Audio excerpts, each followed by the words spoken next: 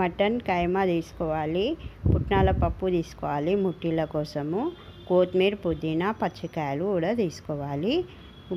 మనము ఫస్ట్ పావు కిలోకు 50 గ్రామ్స్ పుట్నాల పప్పు చొప్పున 500 గ్రామ్స్ మటన్కి 100 గ్రామ్స్ పుట్నాల పప్పు అలాగా పొడి చేసి పెట్టుకోవాలి. ఈ పెట్టుకున్న తర్వాత మటన్ కూడా మంచిగా శుభ్రంగా కడిగి నీళ్ళన్నీ జారిపోయిన తర్వాత దాన్ని కూడా గ్రైండ్ చేయాలి. కొత్తిమీర, పుదీనా, పచ్చికాయలు వేసి అందులోనే కారం, ఉప్పు, పసుపు, అల్లం వెల్లిపాయ మన టేస్ట్కి సరిపడా వేసుకొని మంచిగా గ్రైండ్ చేయాలి. మెత్తగా గ్రైండ్ చేసినాక అందులో కొంచెం గరం మసాలా కూడా వేయాలి. ఈ గ్రైండ్ చేసిన పుట్నాల పప్పు కూడా మంచిగా అందులో కలుపుతూ గ్రైండ్ చేసుకోవాలి.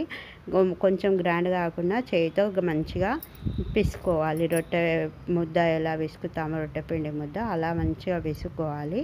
మీరు కూడా ఒకసారి ట్రై చేయండి friends. Thanks for watching my channel.